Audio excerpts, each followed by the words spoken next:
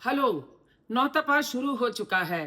45 से 50 डिग्री की भीषण गर्मी है और इससे फैल रही हैं अनेक बीमारियां। आइए आज हम उन सब के बारे में बात करते हैं, परंतु इससे पहले जानें कि क्या हमारे शरीर के पास भी स्वयं का कोई सुरक्षा कवच है, कोई डिफेंस सिस्टम है। जी हाँ, है। शरीर के पास एक थर्मोरेगुलेटरी सिस्टम है जिससे हमारा बॉडी का टेम्परेचर 98.6 पर बैलेंस्ड रहता है। यदि अधिक गर्मी पड़ती है, हीट बॉडी में ज्यादा जनरेट होती है, तो ये हीट हमारी स्किन के माध्यम से बाहर रेडिएट होती है। और सेकेंड लाइन डिफेंस है कि स्किन के ऊपर ज्यादा पसीना आता है और वो वाष्पित हो जाता है और शरीर को, स्किन को ठंडा कर देता है। उससे टेम्परेचर हमारा सेटल हो जाता है। लेकिन फिर भी बहुत अधिक गर्मी पड़ रही हो और हम निरंतर उस गर्मी में खड़े हों या जा रहे हों, तो हमारी स्किन बर्न हो जाती है, जिसे हम सनबर्न कहते हैं। लाल पड़ जाती है, जलन पड़ती है, चिकत्ते हो जाते हैं, दाने निकल आते हैं। अधिक पसीना आने से हमारे शरीर पे फंगल इन्फेक्शंस पनप सकते हैं, जैसे कि स्किन पर जो हो जाते हैं, उन्हें हम कहते हैं टीनिया वर्सिकोलोर। यदि हम जूते 12-12 घंटे तक पहने हुए हैं और उसमें पसीना आता रहता है, तो उसमें डेवलप हो सकता है पाँव में टीनिया पीडिस। पसीने में दुर्गंध आनी शुरू हो जाती है। लोगों के शरीर पर घमौरियां निकल आती हैं।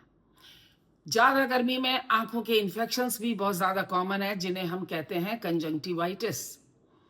हवा में आ जाता है समर वायरस, जिससे हमें जुकाम, खांसी और बुखार हो सकता है और एक से दूसरे को फैलता है।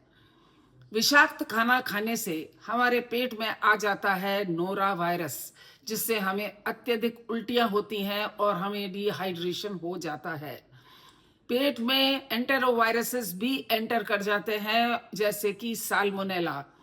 तो इस तरह के वायरसेस जब पेट में जाते हैं तो उससे हो जाती है गैस्ट्रोएंटेराइटिस, जिसमें उल्टी दस्त होने की वजह से डिहाइड्रेशन की समस्या हो जाती है।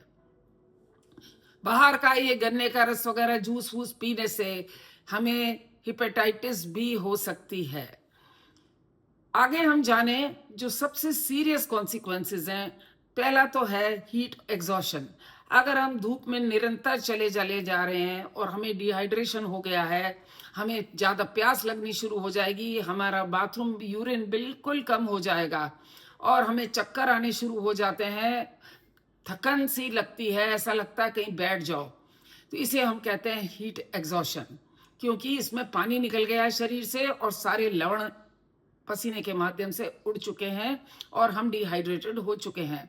लेकिन हम फिर भी इसको अगर इग्नोर करते हैं और चलते चले जाते हैं धूप में, तो हमारे बॉडी का टेम्परेचर इतना हाई हो जाता है कि हमारे बॉडी का थर्मोरेगुलेटरी सिस्टम टोटली फेल हो जाता है और हमारा टेम्परेचर 104 डिग्री से ऊपर चला जाता है। और इतना हाई टेम्परेचर आने से हमको आंखों से धुंधला दिखने लगता है, जबान लड़खड़ाने लगती है और धीरे धीरे बेहोश होके गिर जाते हैं। ऐसे में हमें तुरंत ही हॉस्पिटल में शिफ्ट कर देना चाहिए, ताकि आईसीयू में शिफ्ट कर देना चाहिए, ताकि कंडीशंस और सीरियस ना हो जाएं, क्योंकि इसमें जान का जोखिम होता है। अब हमें क्या चीजें ध्यान में रखनी चाहिए जिससे इस तरह की समस्या ना आए। जब भी बाहर निकलें, कोशिश करें कि सुबह 11 बजे से लेकर 4 बजे तक के बीच में हम अवॉइड करें, क्योंकि इस समय सबसे अधिक धूप होती है। दूसरा, अपने आप को थोड़ा फेस को और हेड को ढककर निकलें।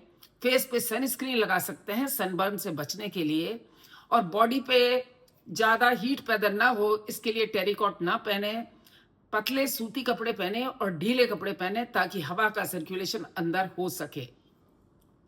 पानी की मात्रा हम 3-3.5 लीटर रोज पिए और घर से निकलने के पहले 2 ग्लास पानी पी के अवश्य निकलें। खाने में रात का पड़ा हुआ खाना हम बिल्कुल ना खाएं। बाजार का खाना बिल्कुल ना खाएं, क्योंकि बाजार में पुराने पड़े हुए खाने को वो लोग रिसाइकिल करते हैं। दूसरा, वो फ्रूट ज्यादा खाएं जो ईश्वर ने हमें इस गर्मी के मौसम में दिए हैं, जैसे तरबूज है, खरबूजा है, ककड़ी है, आम है। वो इस सीजन के लिए टिपिकल ईश्वर ने बना के हमको दिया है। उनका सेवन हमें डेली करना चाहिए। घर में भी रात का पड़ा हुआ खाना हम ना खाएं और अपनी सेहत का ध्यान रखें। तो फ्रेंड्स, ये हुई जानकारी जो मैंने आज आपको बताई है। यदि आपके जीवन में ये काम आ सके तो बहुत अच्छा है, और प्लीज़ ज़रूरतमंद के साथ इसको आप शेयर करें। Thank you.